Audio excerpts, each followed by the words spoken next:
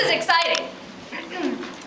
Well, Mr. Chairman, delegates, friends, family, and fellow neighbors, it is an honor to be standing here in front of you accepting your nomination for State Senator.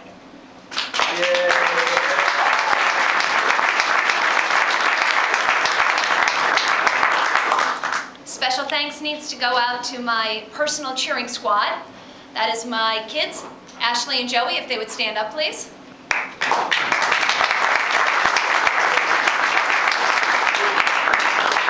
And my very best friend, my husband, my rock, Joe.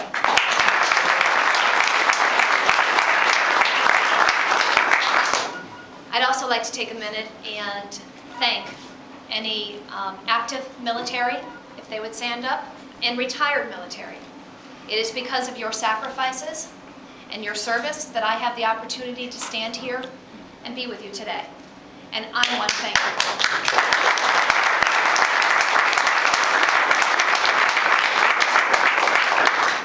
My roots run pretty deep here in Connecticut. My grandfather was a small business owner as I am. He had a great little bakery down in Meriden, Quality Bakery. Together with my grandmother, who is 98 years old, they raised 5 kids.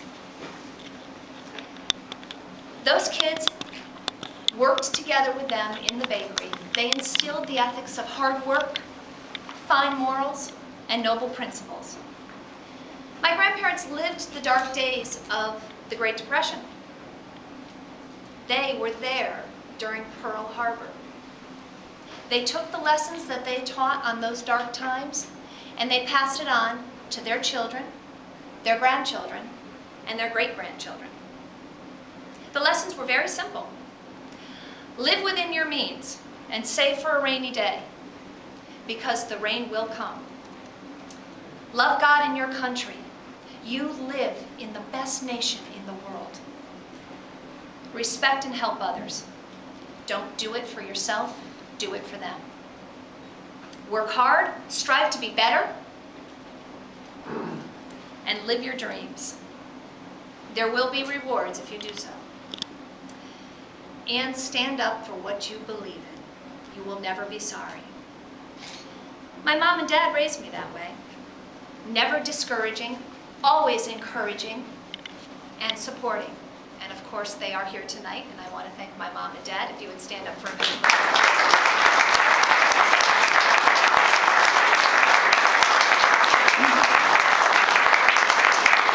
So somehow, I don't understand it, but our state elected officials right now have lost some of these very valuable lessons that my own grandfather has taught and my parents have taught me.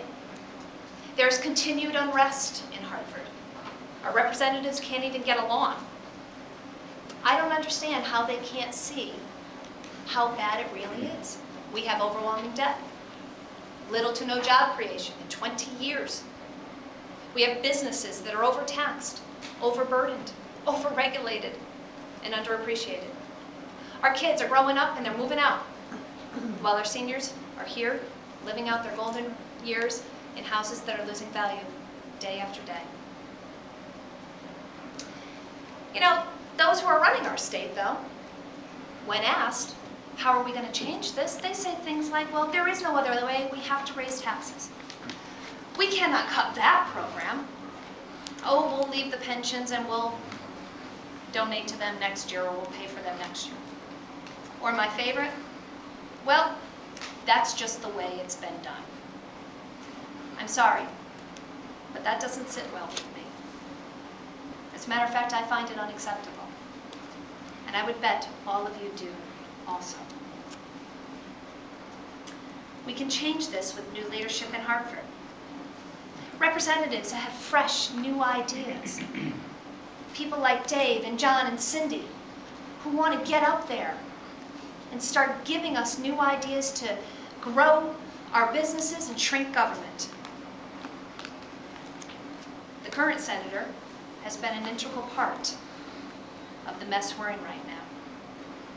I'd like to pick up the phone on November 2nd and make a phone call to him and tell him it's time for retirement.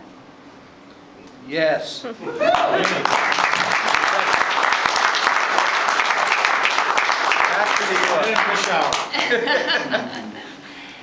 Well, Connecticut does need help, and I do have a plan. We don't have a revenue problem, folks. We have a spending problem. We need to stop spending and borrowing right away.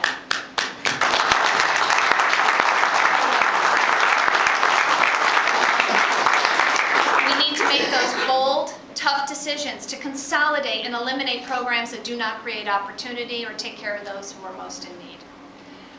Our towns are begging for help. We need to repeal mandates on the towns and school districts that will lower your taxes and put more money in your pockets. We've got businesses that are on their knees, barely surviving. Vin and I were just talking about business just before we walked in here. We need credits, tax credits for these businesses. We need incentives for them to grow. When they grow, they will bring jobs, and people will be able to maintain a decent standard of living.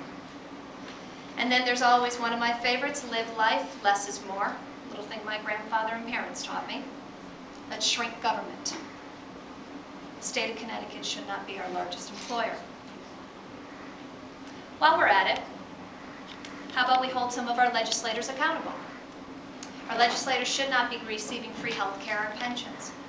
They should cut their overhead, showing you they're prepared to take the same hits that you're taking every day. You need a senator that is willing to stand up for you. Do you have that now? No. No, you don't. See, education is important, and I want my children, I want your children, to be able to grow and succeed. But the current senator, what is his name? Senator Meyer. He has not advocated for your schools, folks. Instead, he has stood by and he's watched, as for every dollar you send up to Hartford, on average only 10 cents comes back to your district. When it was time for him to stand up for you, he didn't do it. Clearly, I can see, as all of you can see, that we need to cut health care costs. But it's not by creating a single-payer system. That gentleman, Senator Meyer, not only supported but voted for sustenance, Connecticut's universal health care bill. Folks, that comes with an annual $2 billion price tag. Put that on the backs of Obamacare, and was he standing up for you? No, he didn't. Now, I know how to live within a budget. I know how to react to the realities of a free market. It's clear to me that Senator Meyer has not done that. He does not know what it's like to be out there, hitting the pavement, striving to just make ends meet every day. If he had, he would have showed you when the first budget came along. Instead, he voted for $373 million in new spending while facing a $500 million deficit. Woo! That would have been a little bit of a mistake, huh? So it's obvious to me, when it came time for him to stand up for you, I see a pattern. Did he do it? No. No, he didn't. So as a mom and a wife and a business owner, I can no longer stand by and watch all this continue to happen.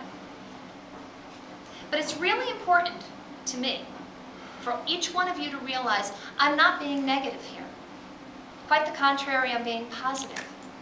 We have a great opportunity. We have an opportunity to bring a new commitment to Connecticut, one built on cooperation and honesty. That change is starting right now, right here, today. Woohoo! You're going to help me. Each one of you have the opportunity to vote. We've got a lot of work ahead of us, and as your nominee, I will stand up for you. I am proud to be in the company of everybody in this room. Your passion, your desire to make change is what will drive the change we need in Hartford. We will bring balance back to Hartford. Together, we can do this. My name's Lisa Davenport. I accept your nomination, and I will stand up for you.